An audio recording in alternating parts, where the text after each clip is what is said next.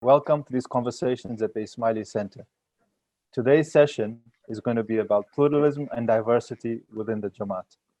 And we are having this conversation today within the larger framework of the Diversity and Pluralism Week. So welcome everybody and thank you so much for participating today.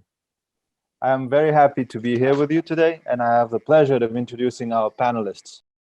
We have a nice array of panelists today. I'll start by introducing Dr. Shainul Jiva. Dr. Shainul Jiva is the head of the Constituency Studies and a senior research fellow at the Institute of Ismaili Studies. She's a specialist in Fatimid history. She has completed her master's degree at the McGill University and a doctorate from the University of Edinburgh.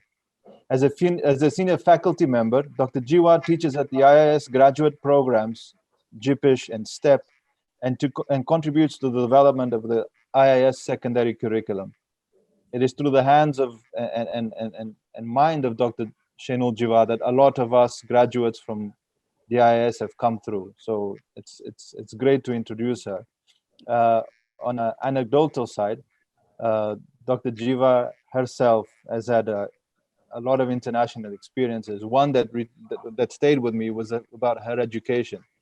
She's been educated in 3 continents, 4 cities, and 5 schools, and that's only speaking of her secondary education. I mean, for the whole of her education, she studied in Tanzania and Pakistan, in Canada and Scotland. So thank you very much, Dr. Shainul, for being here with us. I'll take the pleasure of introducing Rahim Irashan. Rahim was born in Mozambique from a Hindu family, and he came to Portugal in the 1980s. Rahim loves football, and he's spent all of his youth between school and playing football with his friends. Rahim became Ismaili, gave his bayah in 2006, and he's married, and he's got two beautiful children. He continues to work and live in Lisbon. Rahim is an inspirational case. He's been doing a lot of seva for the Jamaat. He's worked as a volunteer and he's been in the burial committee for the last 7 to 8 years. Thank you very much, Rahim, and welcome. Thank you.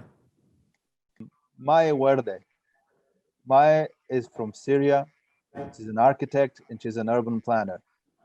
She graduated with a degree in architecture in 2012. After this, she completed a master's in urban planning and environment. In 2018, she started her PhD in territorial engineering at the University of Lisbon, Instituto Superior Técnico.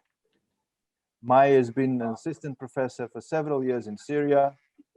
She has worked in different countries with different governments and private sector and NGOs in the area of urban planning, architecture, and development.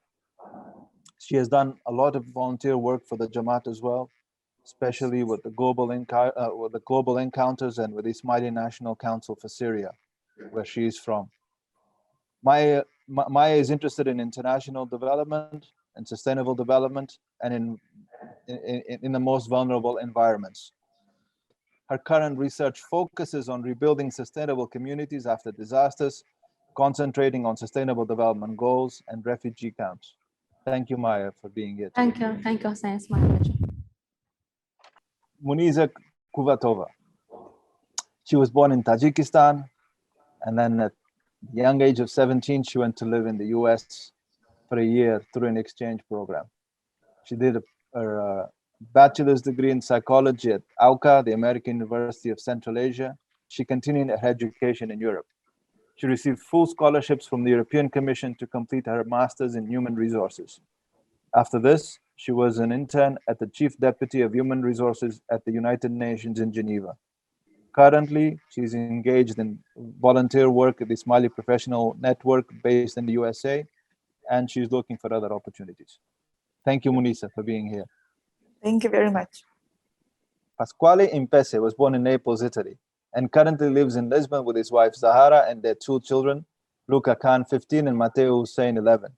Their family has over the last 15 years lived in different cities and countries, contributing to their family resilience and adaptability. Pasquale studied economics, and after he graduated, he left Naples and started his career in several pharmaceutical multinational companies working in Europe and the USA. Today, Pasquale is vice president for a Belgian pharmaceutical company based in Brussels, and he is responsible for the international markets, Latin America, Canada, Middle East and Africa, Russia, Turkey, and all the Asia Pacific, including India, China, and Japan. Inclusiveness and pluralism are two key values he lives and embraces every day, both in his private and his professional life. Thank you, Pasquale, for being here. Thank you, Hussein, for inviting me. And finally, I introduce myself. My name is Hussein Farouk Ali. I was born and bred in Lisbon, Portugal. My father is born in Mozambique. My father was born in Mozambique. My mother was born in South Africa, both with Gujarati origins from the subcontinent. I had a chance to study in Portugal for my secondary education and primary education, and in UK and Switzerland for my post-secondary education. I've been working in international development and social entrepreneurship for the last 16 years in Europe, Africa, and Asia. I had the pleasure to study at the Institute of Ismaili Studies, being a graduate of the graduate program in Islamic Studies and Humanities. Thank you for the pleasure of being here. Dr. Shenu, we're in this context in Portugal, in Lisbon, where we had a Jamaat that was coming mostly from a subcontinental background and coming mostly from Mozambique. And now, alhamdulillah, we're receiving a lot of our brothers and sisters from other Jamaats, and our Jamaat is becoming richer and with their arrival. So I wanted to ask you a little bit, Dr. Shenu, to give us a context in the history of Ismailism. How has this diversity emerged, and how are we from so many places? Yes, great question, Hussein, and thank you once again for your kind introduction, a very generous one, and thank you to each one of you panelists and participants for bringing such a breadth of diversity and interaction, into this session. And I'm really looking forward to actually interacting, to learning more about each one of you and your backgrounds and the connectors that we also have, as well as, of course, the unique characteristics that we each have. To your question then, Hussein, about the Jamaat and its diversity, it's something that is a perennial facet of our history and our heritage. If we cast our eyes back all the way to the time of the Prophet Muhammad sallallahu alaihi wasallam, we know that he was, of course, born in Arabia, in present-day Mecca, but already in his own lifetime, he had made this journey, several journeys. We know he'd gone to Taif and he'd gone to other places, but what comes to represent his migration from Mecca to Medina, and he arrived in Medina, settled in Medina, he established what's called the first Muslim Commonwealth in Medina. And Medina and Mecca were very different, even in terms of their demography, etc. And those Muslims who had adopted the faith and came with him came to be called in history the Muhajirun, those who had made this migration, the Hijrah, as it's called. And those in Medina who received these people and welcomed them literally into their homes and shared their livelihoods with them, etc., were called the Ansar, the helpers. So the people of Medina came to be called the Ansar. So you find that even in the Prophet's own lifetime, this idea of different peoples coming together, supporting each other, learning to resettle and re-establish their life patterns is something that is evident. We find then our first number of Imams, all the way from Imam Ali to Imam Jafar as-Sadiq, were settled settled in Medina. So Medina was the seat of Imamate, if you like, if you're using the current term, or the Imamate's residence, if you like. But then we enter this period in our history called the Dore-Satr, the period where the Imam's actual identity was kept secret, was kept hidden because of very active and very strong Abbasid persecution. And so you find that from this period, from the death of Imam Jafar as-Sadiq, so from the time of the Imam Ismail, all the way up until the time of Imam al-Mahdi, the Imams initially lived in different parts of Iraq, but then settled in Salamiyya in Syria. So in that sense, Salamiyya in Syria is the earliest place of settlement of the Ismaili Imams that we have in our history. And so then with the settlement of the Imams in Syria during that period, we then have the establishment of the Imamate and of the Caliphate, of the Fatimid Caliphate in North Africa, in present-day Tunisia and Algeria. At the time, it was called Ifriqiya. And so Imam al-Mahdi makes this journey all the way from Salamiyya in Syria, right across the Mediterranean coast, stopping in Egypt for a few weeks, going right along the southern Mediterranean shore and arriving in North Africa. And from where the imamate gets publicly proclaimed, what is often called in Ismaili history as the Zuhur, as the manifestation, public declaration of the Ismaili imamate. And you then have the Ismaili imams from Imam al-Mahdi right up to Imam al-Mu'izz, 60 years of imamate of the Fatimid Caliphate, now operating, functioning out of North Africa. The Imams then move in the time of Imam al-Mu'izz into Egypt. Cairo is established. Even today, when we think about Cairo, its Arabic name is, of course, Al-Qahira. Its full name is Al-Qahira al-Mu'izziyah, the victorious city of al-Mu'izz. To this day, it's known by that title. And so then the Imams established themselves with their headquarters, with the seat of the Imamate, if you like, in Cairo. And their rule, of course, spread right across from North Africa all the way into Egypt, into Syria, Yemen, and in Mecca and Medina. For over a century, it was the Ismaili Imams, it was the Fatimid Imams who were proclaimed as the true rulers over the entire Muslim world from the pulpits of the mosques in Mecca and Medina for over a century. So we have this settlement and this great empire with a lot of intellectual developments, social developments, etc. So very glorious period, if you like, of our history, lived in that way. You find that then comes to an end at the time of Imam Nizar, and the Ismaili Imamate moves then into Iran, into what it comes to be called the Alamut period of our history. And it is in Iran that we have our Imams having lived the longest in terms of, we have a 700-year history of the settlement of Ismaili Imams in Iran. And it is in the time of Imam Hassan Ali Shah in the 1880s that then he makes the move from Iran through Afghanistan and settles in India. And so then we have the imamates of Imam Hassan Ali Shah, Imam Ali Shah, and Imam Sultan Muhammad Shah in the Indian subcontinent. Imam Sultan Muhammad Shah, as we all know, then comes and resides in Europe, and of course the imamate then finds its moorings in Europe.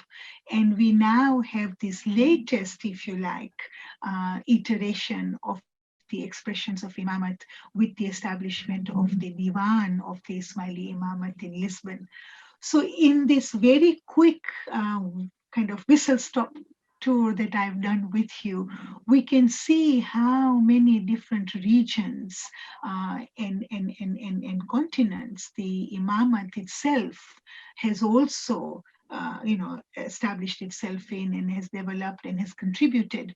And the Jamaat similarly have lived, of course, across various parts of the Muslim world, and continue to have traditions and backgrounds and cultural expressions and through these various regions and geographies and cultures to this day. And it's nice to see a facet of that expressed today in the panel that we have, the fact that we have somebody from the Syrian Jamati tradition, somebody from the Tajik, the Nasir Khusro tradition, somebody from the Indian subcontinent, the Satpan tradition, and somebody from Italy. Italy was very closely connected, in fact, was a very integral part of the Fatimid Empire when they were ruling out of North Africa. So we can see these connections historically, but in real life, in real time today, in this conversations opportunity that we've had the chance to be partaking in. Dr. Shenu, thank you so much for this historical context. As you were speaking, we were seeing this map with the Imam's locations, with the Jamaat location, and as I was listening to you, it became clearer and clearer that these migrations, that these changes of geographical locations for the Jamaats, for individuals, for families, are an integral part of our history. It's an integral part of our lives. So thank you very much for giving that introduction to us. I'm going to start. I'm going to start by asking a few questions to our panelists here. So, Maya, I'll start with you. Please tell us where you grew up. Tell us some happy memories of your childhood, your community, and the Jamaat. Well, I grew up in Salamiyya in Syria with a small family. I have two parents and two brothers. I think the most happy moments that also I have an larger family, and I always remember when we are gathering together to celebrate Eid, since we are now in Ramadan and we will have Eid al-Fitr after a while. I remember those moments because it's really important to have a supporting family. And also I remember when we were going with, I were going with my grandmom to Jamaat Khana. I think we are lucky in Syria because we have several Jamaat, like nearby Jamaat Khana, so we were able to practice our faith, and that's it. Thank you. And Maya, tell me, in Salamiyya, was everybody around you Ismaili? Tell me a little bit more about Salamiyya. In Salamiyya we have people from different backgrounds. Most of us are Muslims, but we have Ismaili and non-Ismaili, and we are living together in peace. I think Salamiyya is kind of peaceful city to live in. But the most of people there are Ismaili, and we have the largest number of Ismaili in Syria located in Salamiyya. We have also Ismaili in different cities in Syria, but the largest number of Ismaili are in Salamiyya. Okay. Thank you very much. Thank you, Hazan. Munisa, tell us about you. Tell us about where you grew up and happy moments of your childhood, your community, and the Jamaat. Yes, sure. So I was born in one of the smallest countries of Central Asia, Tajikistan. I was born in the Badakhshan region, where most of us Ismailis live today. And some of the happy moments, I guess, were the togetherness we had during our childhood, like the dinners we had together at home, and then whenever we were going out, it was like everyone were just talking to each other, and it was just so natural. And about our Jamaat, so while I was growing up, we didn't have Jamaat Khana in my city. So what we did, we were gathering in our neighbor's house every day for prayers. So like, so there would be like gathering of the neighborhood, and someone would decide to have them in their house, and we would gather and go for prayers. And that would be every day you'd get together? Yes, that would be every day for prayers, like around 7 p.m.-ish. Thank you very much. Raim, diz-me como é que cresceste, algumas memórias que tu tenhas tido felizes da tua juventude e da tua comunidade. E olha, Madame Hussein e a todos que estão aqui presentes. Nasci em Moçambique, em Lourenço Marques, mas cresci praticamente aqui em Lisboa. Vim de Lourenço Marques para cá com 3 anos com os meus pais. Estudei aqui, praticamente cresci mesmo em Lisboa. Aquilo que eu lembro das práticas da família, eu era hindu, por isso lembro-me de ir com os meus amigos quase todos os anos ao Navratri, ao Diwali, era sempre festas. Fui crescendo e aqui em 2006 fiz o meu bayat, alhamdulillah. Pasquale, tell us about where you grew up, about happy memories of your childhood and your community. Yeah, as you said before, I was born in Italy, in Naples, and I grew up basically in Italy until my 25 years old. So I was raised Catholic, although to be honest, the Catholic community, was not very present in my life, to be honest. I remember, let's say, my community being more, our family, especially the family from my mother's side. So the community to us was really, having, the lunch on Sunday with all the family. And I remember my grandma being really the leader of this community. So those are really nice memory from my childhood. And I left Italy when I was 25 after my graduation, because really I felt the need to discover, to know new things. So it was clear in my, in my idea of the future, to not be in Italy and to try to explore, something outside. And that's why I'm here, actually. Thank you very much, Pasquale. So after these initial exchanges, we can see that there are a lot of common elements in the whole of our lives. I mean, we can see that community is important, that friends and family are key to our moments of happiness. So thank you very much for sharing this. Okay, so second question. For Maya, tell us about how you came to Portugal, and what do you think of Portugal?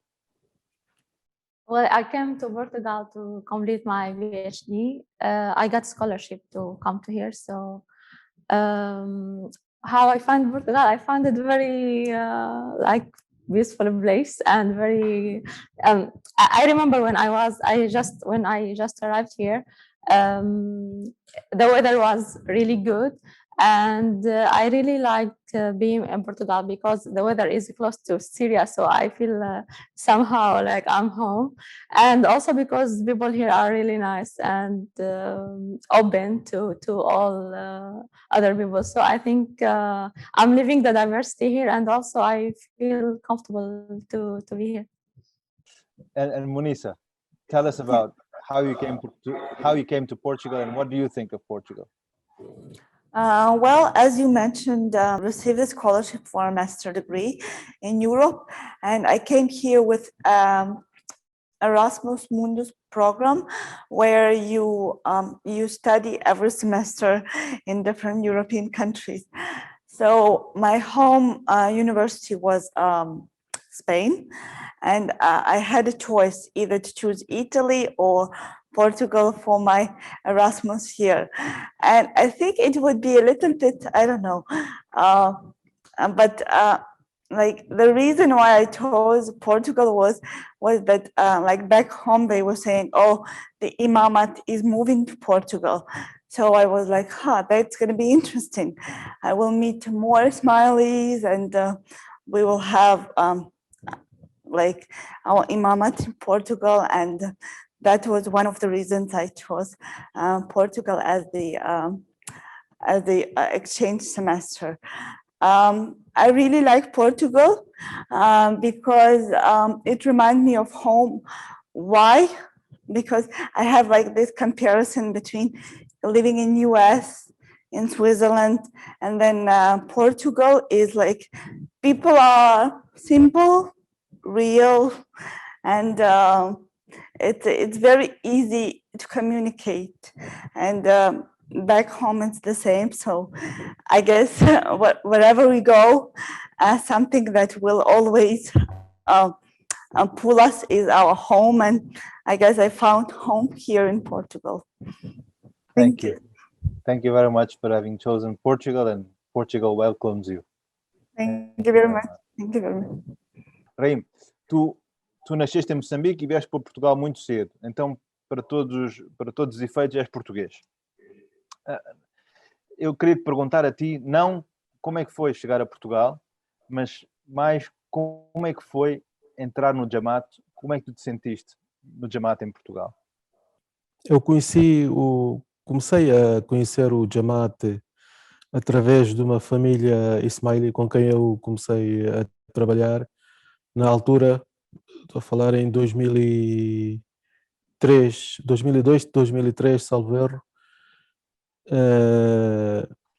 E a partir daí é que eu comecei a frequentar também os Cochalis,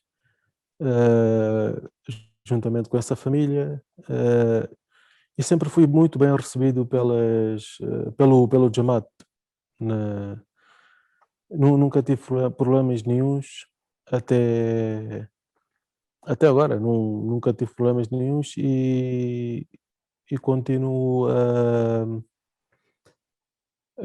digamos, a fazer o meu seva. So, Pasquale, how have you found Portugal and how have you found the Jamaat here?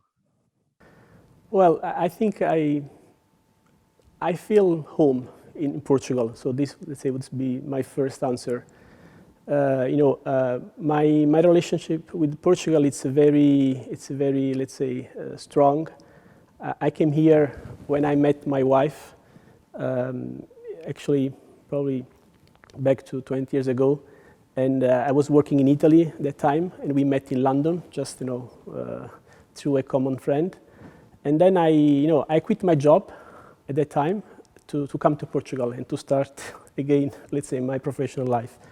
So it was a very intentional choice, and the first impression was great. I felt home, and also the way the Jamaat welcomed me was always I never felt an outsider. I always felt like part of the family, and I reflected a lot about this, right? Why this feeling, and at the end, I think my answer is that at the end, despite our diversity or let's say different journeys, what I really felt is that we have a lot in common in terms of core values. So I feel home, and to me, yeah, even though I'm not Ismaili, I feel the Jamaat as my family somehow. It's a very familiar, I'm very comfortable with that. Mai, we've been speaking today, and we've been hearing about community. We've been hearing about the Jamaat and what role it plays in our lives. I wanted to ask you about celebrations and Jamaati celebrations in Syria. Can you tell us a little bit some of your memories and some of the special celebrations you would have in Syria? Thank you, Hussein.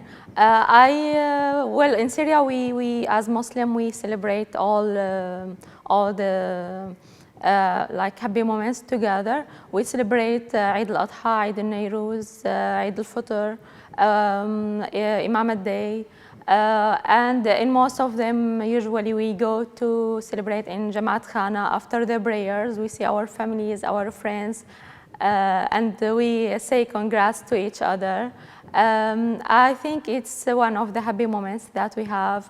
And as I remember when I was a child, you asked me before, I think this is one of the most important and happiest moments for us as a children, as for us now, because I always remember when we were like celebrating as a children in our family home, like the grandpa home. We meet all together as a children, we play and we have fun. And I think it's important to have this sense of family together. And I think this celebration gave us the opportunity to gather together and have good moments together.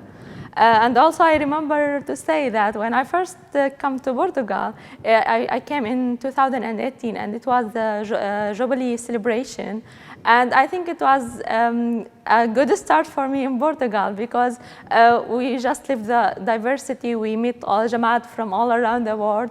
And it was really a very happy moment for us to start. So I think it's also one of the important things that gave me this good impression about being in Portugal and feeling home. Thank you, Maya. And I remember in 2018, for the Navroz celebrations in Lisbon, we had for the first time a Dabka circle. And it was really nice to see all of our Syrian Jamaat dancing for us. And the whole of the Jamaat joined afterwards, but that was a special moment.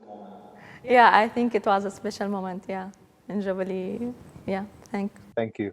So, Dr. Shenu, we have a lot of celebrations here that Maya just mentioned to us. Can you tell us a little bit more about the role of celebration in the life of the Jamaat? Yeah, these are really very special moments, and moments where Esma's wonderful recounting of her experience and her memories made us all relive some of our own happy moments as well around celebrations being a time where we come together as a family and as a community, and it reinforces a lot of the values by which we live and the attitudes by which we live.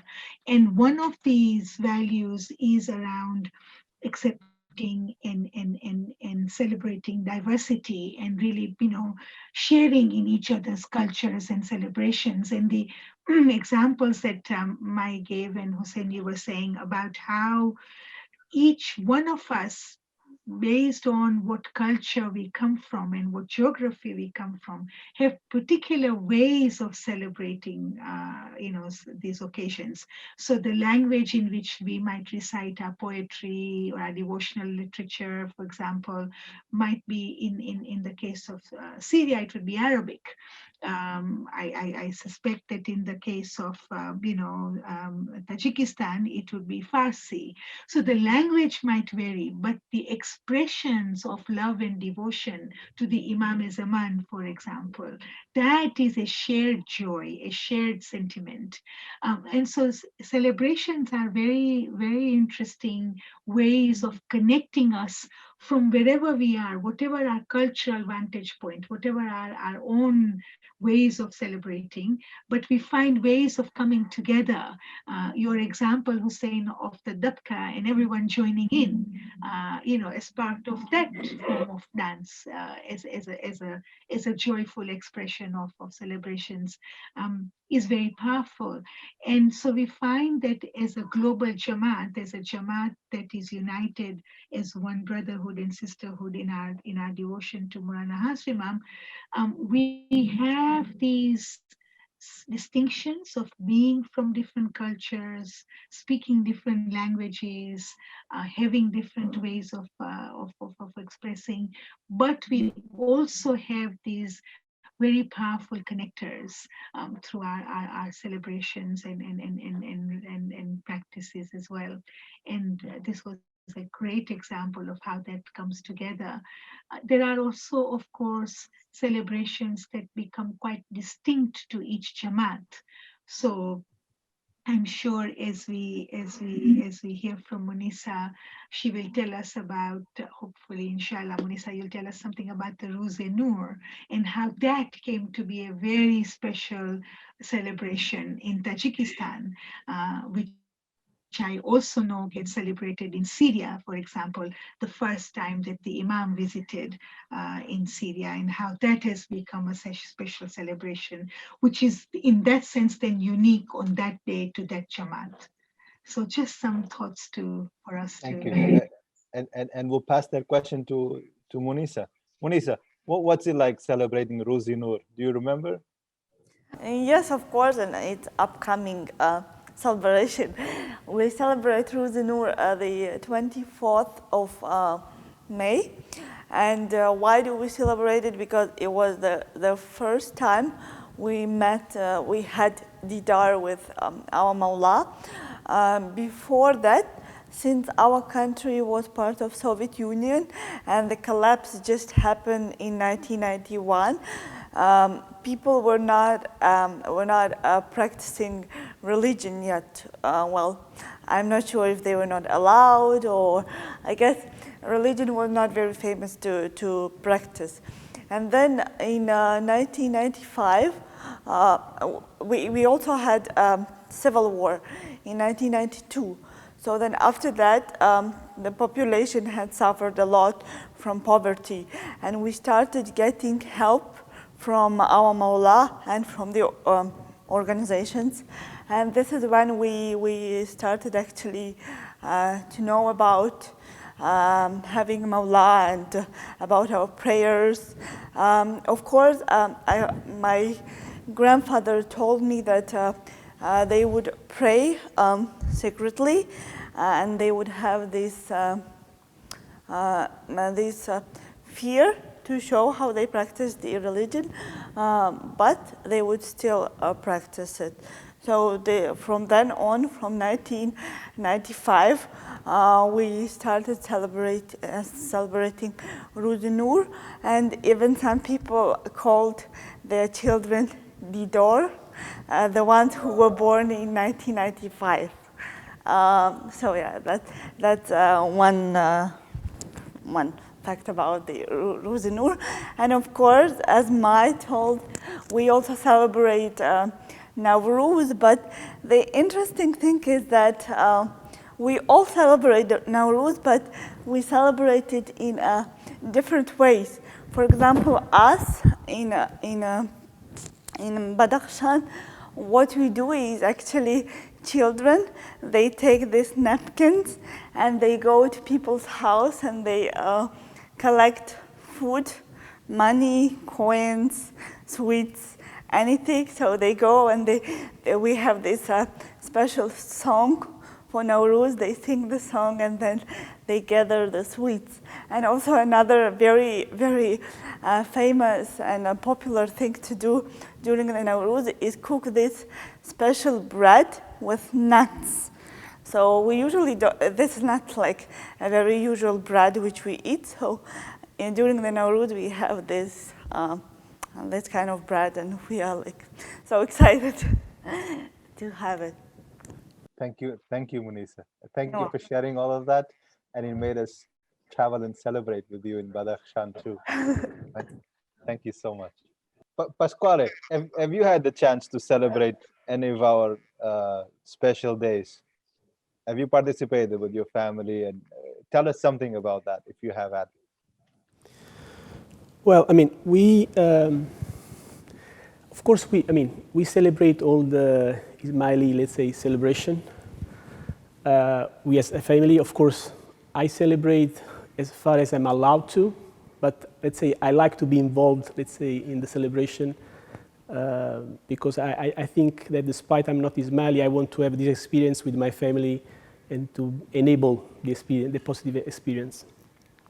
I remember myself, I don't know if this is a celebration, participating in the, the Jubilee, the Gold and Diamond Jubilee, actually, and I loved it. I think it's the sense of community, being together. So we celebrate Christmas as well. I think it's a tradition. The kids, they like probably because of the presence, but let's say it's a way to also to expose them to the diversity of other religions, but also to see where we have things in common, so that they can become more intentional in their choices in the future. So I think I try to keep this balance of exposing them to both, with making sure that they can understand the difference, but also why we are so similar and what we have in common. Thank you very much, Pasquale.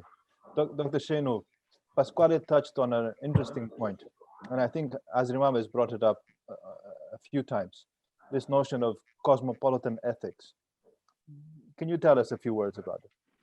Yes, I think that's a really powerful concept, this idea that there is a shared pool of ethics, this idea that ethics are of course, they are the values that underpin a faith, a tradition, a community. And for a community such as ours that is so spread historically as well as in contemporary times across so many different regions and traditions, underlying all of these, there is a shared pool of values, shared pool of attitudes. As you said, Hussein, what Hazram often refers to as the values of our faith, the values of our tradition, the values of Islam. And these are, part of the broader humanistic values as well, of course, the ethic of generosity, the ethic of care, the ethic of compassion, the ethic of inclusiveness, that attitude to be inclusive. These are all attitudes that then form this notion of cosmopolitan ethics, meaning that there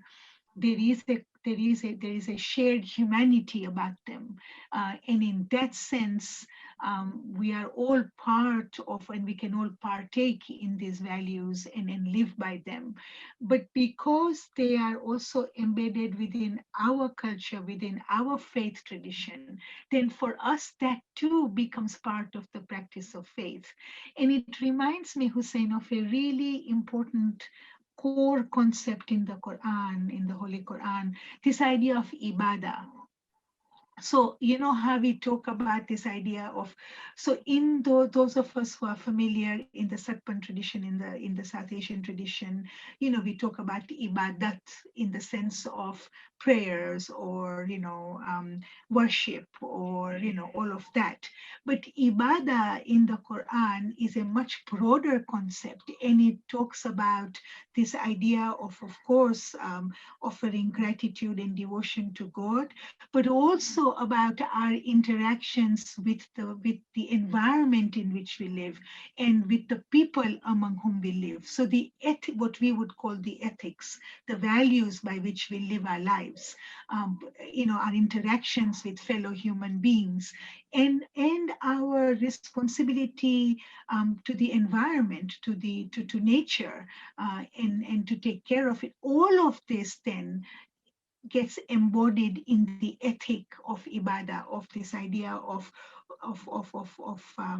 as I said, practice of faith, not simply being coming to Jamaat Khana and offering your prayers, but in the very way in which we live our lives. And to my mind, the idea of cosmopolitan ethics then, and what the Imam often reminds us of, this integration between din and dunya, right? This inextricable linking between din and dunya, I think is very powerfully embedded in that concept and in the examples that we are hearing. So my sense of going to visit her grandma, taking care of being with her, spending time with her.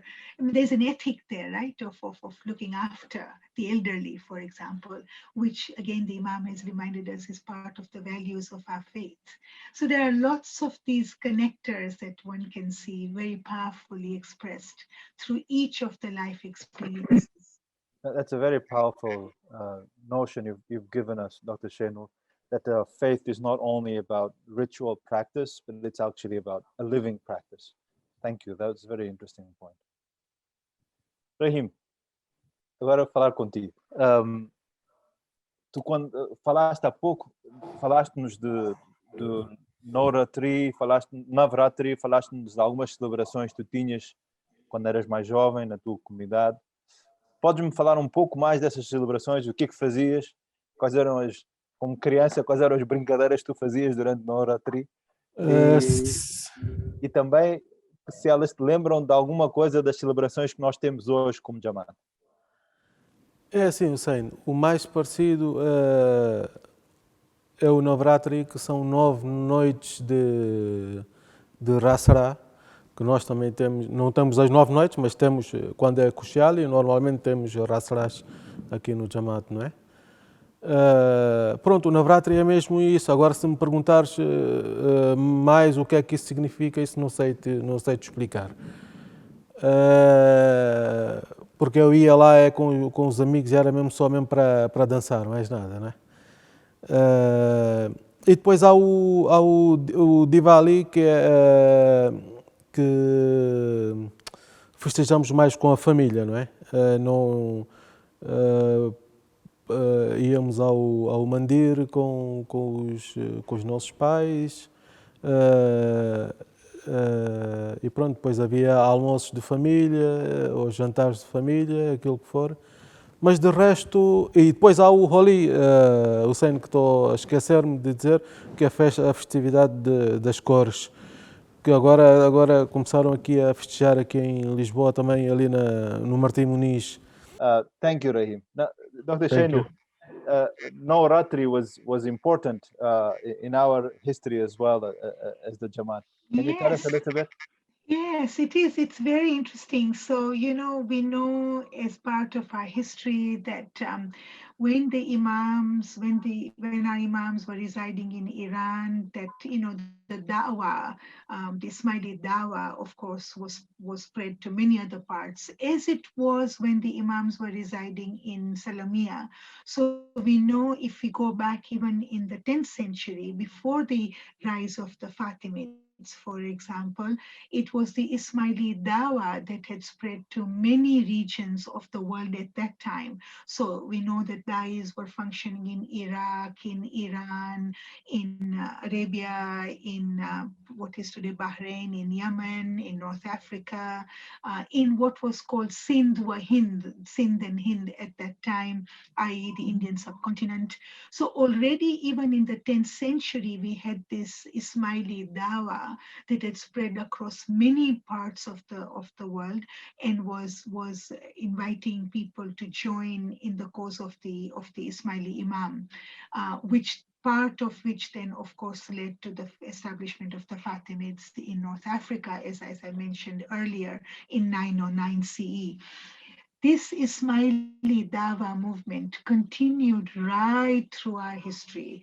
And so when the Imams were in Iran, Da'is were sent from Iran then to different parts of the world. And one region where they were sent was the Indian subcontinent. And so we have accounts of these Da'is coming into places like the Punjab, Gujarat, even Kashmir, we are told, and these what we come to refer to as peers. These peers came and settled in these places, and they started to compose what we today call ginans, and we recite them as part of the Satpan tradition, of course. But it's very interesting that when these peers first arrived in the region, they were, of course, coming from Iran. They learned the local languages, they learned the vernacular languages, and they started composing these grunts and these geets and these garbis and these ginans. And garbis in particular were composed around Navratri, and they would join into this Navratri celebration and recite these garbis in the languages, in the vocabulary that the local people were very familiar with, as a way of now preaching them this mission of joining the Ismaili tradition, as it were, which at that time comes to be called the Sat Panth, the right path. And so it's very interesting that it was this around these celebrations of Navratri and other such celebrations that this initial introduction, if you like, or involvement of the of inviting local people to join the faith, as it were, happens in a very natural, celebratory way. So when Rahim was mentioning Navratri, that brought that historical memory to mind. But also for many of us, I mean, I grew up, for example, in Tanzania, where we celebrated each other's occasions as well. So on Diwali, we received these wonderful trays of mithais and, farsar, all these sweetmeats and, other delicacies from Hindu families to come and share with us. And on Eid al-Fitr and Eid al-Adha, we would do similar, we would take these homemade wonderful dishes to the family. So this idea of community, this idea of sharing, of caring, of celebrating together, recognizing that they come from different religious traditions, but nonetheless, celebrations allow people to come together. They invite these interactions and celebrations of people coming together. And several of the participants have talked about the Diamond Jubilee and the incredible celebrations that happened in Lisbon for the Diamond Jubilee, and how even as a Jamaat, it brought us from so many different parts and traditions to come together and celebrate the joyous occasion of the Diamond Jubilee of our Imam, right? It brought us together. So these stories are very heartwarming and very affirming of this bond that we have as a Jamaat. No matter which part of the world we live in, no matter what language we speak, we have this bond as a Jamaat. We know family plays an important role in your life, and we know that your wife and your children are Ismaili. And can you tell us a little bit how you have engaged in raising these two handsome boys as Ismaili? Tell us a little bit of your experiences, how you saw them grow, and the role that faith has played in their lives. Yeah. As I said before, to me, the diversity, it's something that I live personally like, no, it's the norm, no? It's not the exception. If you look in the nature, diversity is why we are here, right? So I think the nature is teaching us that, no, by diversity, we can evolve. So I think, and that we always try to, to keep, our family, open to new things. So as I said, I married to my wife Zahra, who is Ismaili. So the decision of raising our kids Ismaili was normal. Right? I married an Ismaili. Why I shouldn't raise my kids Ismaili? And again, I think it's of course was a decision, an intentional one, but was because I tried to study a little bit about the Ismaili religion and faith. And as I said before, I found the core value very close to my own core value.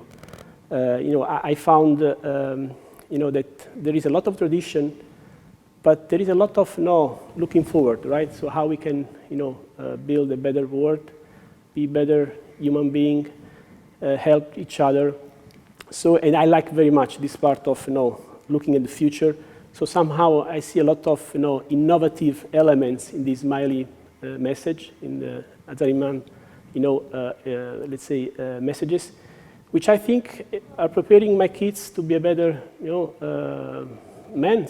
And I think that as far as they keep always the exposure to other elements and let's say of diversity, they cannot be intentional in what they choose in their life. So it's just as simple as it is, the way we live, let's say, this diversity in our family. They pray. I like to see them praying. I think it's part of building their, let's say, their character, but always being exposed to many things, right? So they can be very intentional in what they do. So to me, as far as they are critique and they are intentional, I think it's the way I can, teach them to become better and to be, a good, let's say, member of the Jamaat.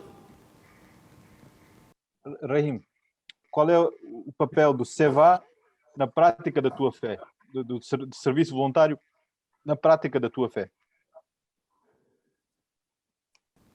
Ora, digamos que é assim, Hussein, eu tudo aquilo que eu faço,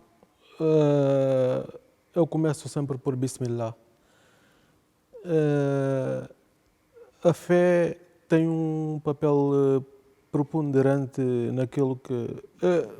a cada passo que eu dou, eu tenho a fé muito presente durante o meu dia a dia. E é praticamente isso que me faz mover, Hussein, dá-me mais forças para servir o Jamaat, o imam, a casa dele, e não só, mesmo se fora do Jamaat, se eu conseguir ajudar alguém, faço com muito gosto. Mai, tell us a little bit about your volunteer work in the Jamaat, but also outside in the wider community in Portugal and internationally. In general, I have most of my volunteer work in Syria. After or before my graduate in 2011, I started to work with the Habitat program in Syria, and after a few years, I was the leader of the program. For now, the program is continuing in Syria, but I'm not anymore part of it. But for sure, in any case, they need me. I will be there. And also, I've been volunteering with the Quality of Life program in Syria and with the Global Encounter. And after I came here, I was volunteer with Connect, which is the virtual version of a Global Encounter. I think all my voluntary work, if I want to say, I serve for people, but at the same time, this is what makes me May now. I think voluntary work was one of the most impactful experience in my life, because by making this voluntary work, I discover how we can improve the quality of people's life. Whether through my education, like as an architect or as an urban planner, or just as a human. And when you're offering people, I think you offering people, and they will have this kind of good impact.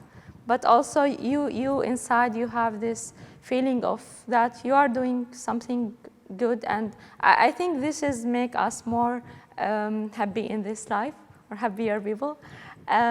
Also, what makes me grow and think more about development. My journey in Global Encounter, when we go there, when I went there, it was good to see how the institution, Imamate institution, AKDN, how they are working in the most vulnerable communities, and how they are improving the quality of people's lives. I think sometimes a small project or small ideas, how large the impact they have. It's very important for us to understand that it's good to like our mission in life is to improve the quality of people's life in general. And I think it's good to see how AKDN or institutions are working on the ground and the impact they have, and then to try to understand it and also apply it in our life and our education. Dr. Shenol, can you say a few words to us about this concept of service within our faith and how it transcends all our diverse Jamaats? Yeah, it was very powerful to hear from each of the participants today, each of the conversations, how much serving others is an integral part of our lives, all of us. And this is again part of the ethic of service that the Imam has been talking to us about. And it goes back historically when you look at this idea, what the Imam today refers to as the ethic of service, goes back right through in our history across various periods of our history, including even in the time of the Prophet himself. As I was saying earlier, imagine when a group of people had to leave from Mecca, taking very little with them. In terms of possessions, in terms of any other ways of any of their other amenities, and escaping, in fact, from Mecca. They weren't just leaving comfortably, they had to escape the persecution. That when they arrived in Medina, the people of Medina, the Ansar, opening up their homes, inviting these families to now live with them, sharing in whatever they had with them.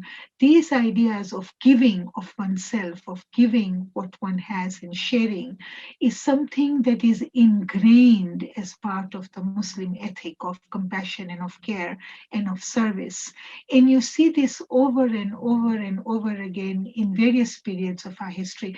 In our own lifetimes, we will remember several times where, because of political upheavals, the Jamaats in different parts of the world have had to leave. Think of Afghanistan, think of Uganda, think of what used to be called Burma, think of Syria. yeah, look at what even happened in East Pakistan when the war broke out there. Across several of our areas of Jamaati settlement, we've had this crisis. I mean, Tajikistan was mentioned as well earlier. In all kinds of different ways, people have found themselves displaced. And when people get displaced, the resettlement, we often find that the Jamaats in the areas in which these Jamaats are coming to resettle will step up, will provide, in all sorts of ways, socially, economically, helping with the education of the community. And if you look at the guidance of the Imam, and to the point that Pascual was making about forward looking, about planning for the future, even as we think of the period we are in just now, we are in a world pandemic. And when you look at the messages that the Imam sends us, gives us, shares with us, and the blessings that he shares with us, when his continuing message is, we need to build for the future. We develop resilience. We use these challenges as platforms of opportunity to build better, not to build the same, to build better, right, for the future, and to build into the future.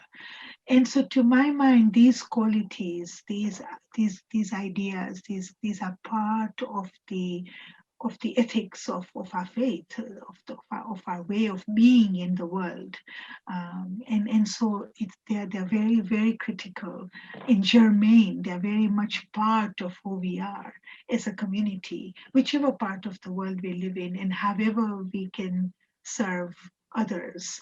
And it's never just about serving just the community. It is always about serving, of course, the community, but also the people among whom we live.